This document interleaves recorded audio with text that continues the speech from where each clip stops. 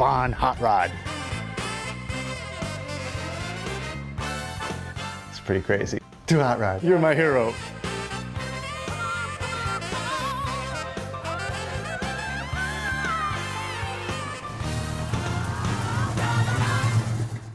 Hi, I'm Dennis Gage, and welcome to My Classic Car. Well, this week we're in sunny SoCal to visit one of the coolest people in the car culture, Vaughn Hot Rod.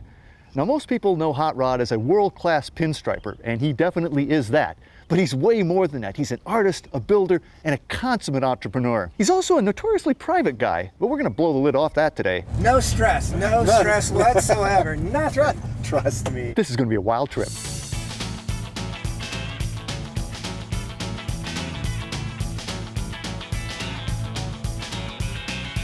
This is where it's at. Yes.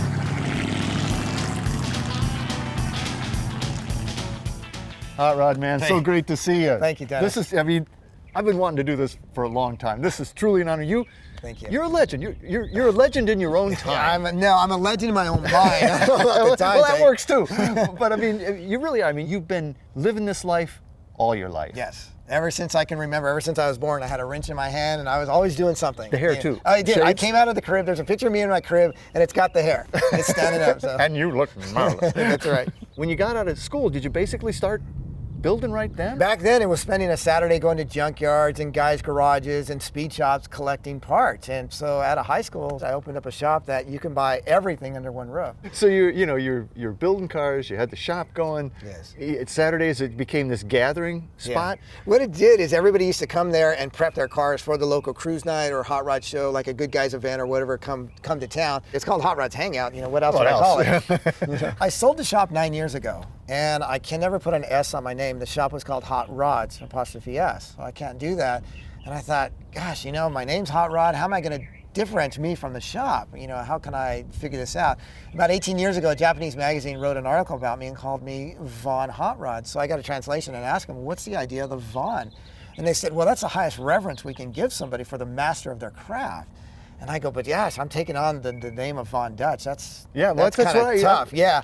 And so I checked with a lot of other artists, and they were, that's an honor.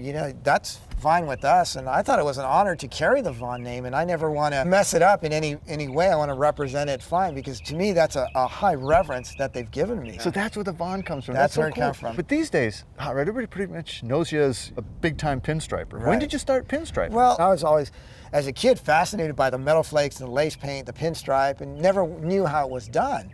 And of course, grabbed the brush, wrong one, grabbed the paint, wrong paint, and said, I'd like to figure this out one day. And then lo and behold, some guy looks at me and goes, you look interested in this. And I said, absolutely. And he gave me the right brush, gave me a can of paint, and says, here, this is what you do, try it. I laid my first line about 12 inches and I was hooked. And so now I just travel around, as I say, striping the world one hot rod at a time.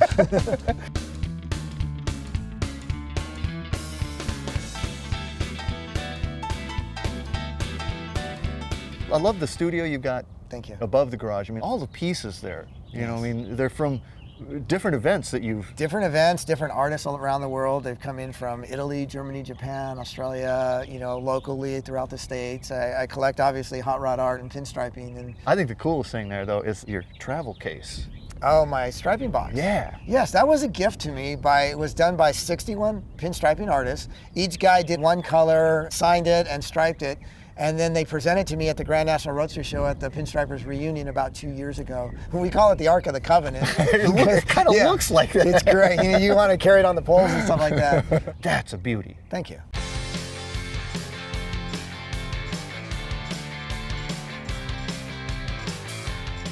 Your place is so cool. I mean, you've got a lot of history there. Thanks. Well, I mean, just even your shoebox. I mean, that goes back a long, long time. Yeah, 30 years ago I built that shoebox, me and my father. 30 years ago. And everything.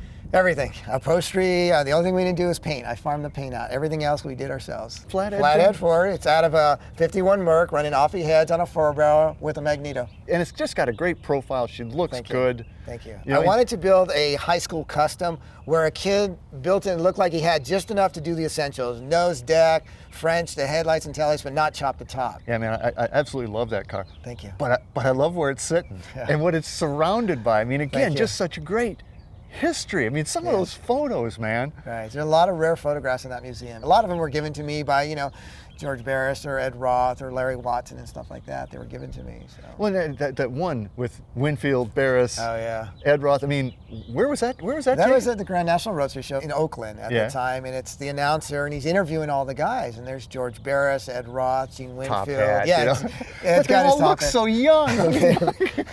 Yeah, that they do. It's, That had to be taken Great to see. 40 Guys, years ago. yeah, Probably 40 late years 50s. ago. I believe it was 57, 58, somebody told me. Oh, man. Yeah. It's funny because the interviewer's got a reel-to-reel on the floor and he's taping these guys, and I just love to hear that reel-to-reel because when it aired or wherever it was broadcast, it was edited. I want to hear the unedited because Ed. Because he was a loose cannon. He was. Oh yeah. Well, one time we were interviewing him and I go, Ed, so what brings you out here? Oh, I'm here with my prize pig. I'm going to win that blue ribbon. I'm like, what does that have to do with the hot rod? That would be a typical statement from him. Who else you got there? Well, I've got Larry Watson striping. That's right.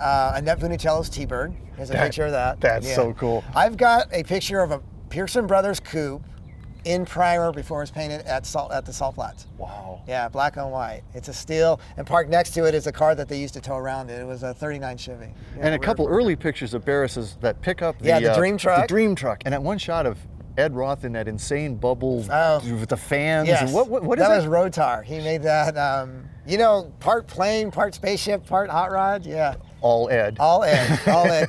The funny thing is about Ed is he would make all these cars, the Mysterian or the Beatnik Bandit, and they were so little, and Ed was such a big guy. Yeah. So whenever you see him in the bubbles, he's always scrunched down to fit. Yeah. We even got a shot of the Mysterian in progress, yes, right? I got a picture of Ed working on the Mysterian where because he used to do everything with that plaster Paris. Yeah. And he's doing that with the plaster Paris. He's got it all over him and stuff. So. You have a garbage can that's by Ed too. I do. You? I used to do pinstriping and art shows at my business. And I invited him down. He used to attend some of the Rat Fiend parties we had there, and he did one can for me on site. So of course I had to. You have to have I have to have it. That must odds? stay forever, right? Yes. And on the ceiling, there's these panels. Yes. In my shop, you got to understand that I wanted to capture 1955, and of course, me only reading about it was they always did graffiti in bathrooms.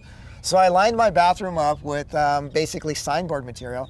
And anybody that was a car builder, designer, or artist in the industry got to autograph or draw on my bathroom wall. And there's stuff from Steve Stanford, Dick Dean, Norm Gabrowski. All these guys have signed his bathroom. And the walls, I took the walls when I sold the shop, I took the walls with me, and they're mounted on the ceiling of my museum. And it's, you stare at there. Sometimes I'll just lay down and think, oh yeah, I remember when that happened. It's so cool. Yeah, it's just a really neat piece of history. So. Well then, not everybody has a dragster in their living room. Isn't that the norm? No, it's not. Hot rod, it's really not. Oh, see, I just thought, everybody's got that one signature piece in their house, and I thought, That's well, it. why not a 60s dragster? Well, I walked in, I was like, well, that's different. She's sitting against the wall. Yeah, I was sitting down watching TV one time and looking at this blank wall and thought, you know what? This is a good idea. This is a perfect place. It looks awesome. And you've gone through so many cars. Yes. But you got this beautiful Merc, you got this cool Plymouth, and you don't see many of those. No, not a 39. That's a 39 Plymouth. You don't see much of. Mostly everybody does Fords. Yeah. Well, let's talk about this Plymouth. Sure. Check absolutely. it out, man. All right. Well, Hot Rod, this is 39 Plymouth. It's kind of odd though. I mean, I think of you as a custom car, a hot rod guy. Right. This is street rod. This is street rod. Yes, I know what happened, right? I kind of got What lost on happened? the Yeah, this is the only car that I wear a Hawaiian shirt tucked in. No, I'm kidding. I really don't. But it's my one only street rod I own. I had to have one, and when I drive this, I do get a hard time. Everybody's saying like, okay, you, the hair, the person, don't match the car. Yeah. But it's one of my favorites. A lot of fun to drive. It's running a 400 small block in it. And it's a blast. She's obviously a driver. Yes. I mean, it's got a few battle scars and stuff like that. Right. Don't you build a car to drive? Well, that's what I'm into it for. Exactly. Yes. Well, it's like you say, everybody builds Fords and stuff like that. The Plymouth is a different car, different looking car, and one that's really hard to get anything for. Right, exactly. You can't find any really replica parts for it or anything in reproduction. It's very limited. These are factory square headlights. These are not aftermarket.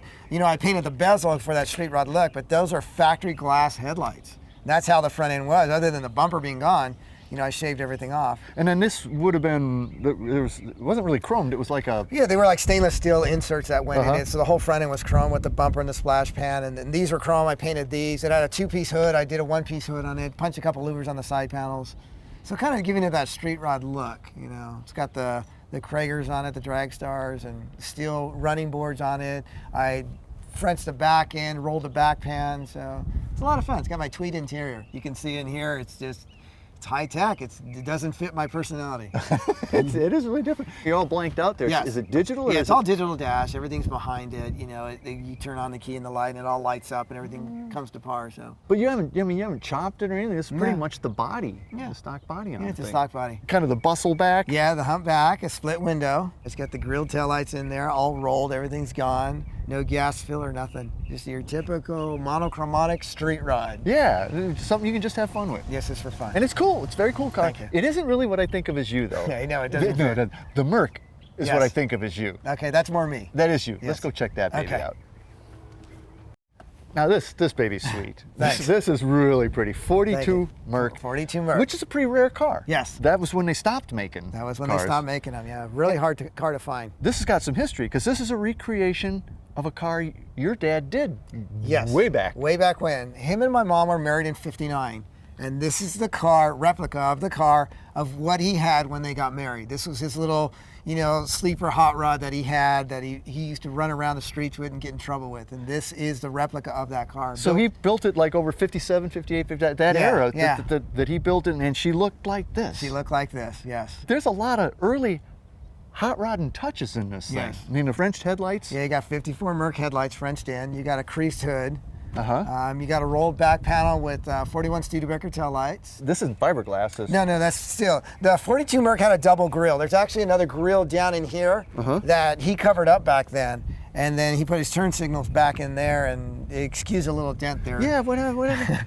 Well, there was a nice peak driveway, and Dad was, coming a little too fast. Kind of just bumped it, so Boom. We'll get that taken care of. That's recent too, eh? Yeah, this is recent. Oh, that's too bad. That's all right. That's what they're for. They're for to drive and enjoy and have fun. So it's lowered. Is it cut springs or? No, it's on a dropped axle. Okay. It's still got the front one-piece axle. It's got a dropped axle in it, just like what he did. And the Yeah. interior is great. I mean, Thank it's, you. Again, real old school. Yeah. That's not a 42 Merc dash. No, it's all Chrysler. Push Oh, it button is? shift. Yeah, that's what he had back in '59. He ran a Chrysler with a push button shift. So those pedals would have been out of the Chrysler Pedals too. are out of the Chrysler. And that's how he had the interior back This then. is how he had it. Yeah, this is the car that they had in '59, and this is what he drove off in their wedding. I have one picture that exists with him and her right by it. And so the car was built off of his memory. Man. It wasn't any reference. So no other body mods really. She's No, it's pretty basic, simple. Yeah. Man, I mean, you're It's talking straight about black. late 50s custom. I mean, Yeah. it just has that look. It's a sleeper hot rod is what we wanted. Sitting on a rake on big and littles. And Chrysler powered, because And that was Chrysler pretty powered. hot, and that was a hot engine. Yeah. So you wanted to get that sleeper look, Yeah. but have some punch to it. And, Oh, of course. Yeah. So this is one that obviously your dad drives it. Yeah. Drives it quite a bit. If I promise not to hit anything with it, can I drive it too? This one, I don't know. How's your insurance? Is it okay? Well, it hasn't been canceled recently. Good. Then I say, yeah, let's go. Let's turn the key on and see what happens. Let's ride. All right. Any trick to this hot rod, or she just fires right up? Just fires right Fires up. Turn right the key and here we go. like it should. That's right. Ooh, Look at that. what a great sound. It's 1959 again. Back in time. That's back right. in time. And the push button shift Push is button so shift. cool. What a great day for a cruise here in Oh California. man, it is like perfect.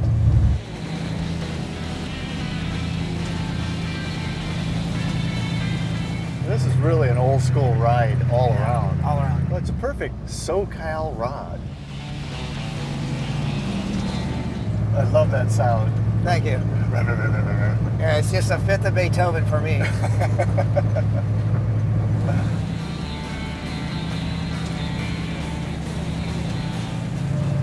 Yeah, one thing I noticed right off the bat is you got the power steering by Armstrong. That's right. That's right. That's right. Get a good workout driving this baby. Love the front end of this car though. Straight on. It just Yeah. looks great. Turn? Now let's turn. Let's see where it takes All right. us. Works for me. I don't know if I can turn slick or not, so I'm using I old just school. always point. I'm going that way. I'm going this way, right?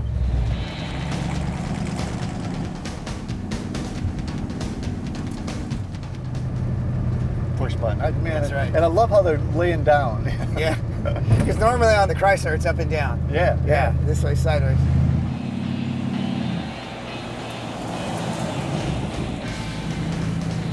And what are the hubcaps on this? Now, those are 55 Olds Fiestas. Bias fly tires. Didn't have radios in 59. Well, they did, but Yeah. this way. It's fun when you get in this thing and it's been sitting for a couple days and it's cold. You jump in the car and it kind of rattles your teeth until the tires warm up. It's square. They're That's square right. to begin with, right? That's right. You got them little flat spots. For your entertainment, Dennis is pushing it.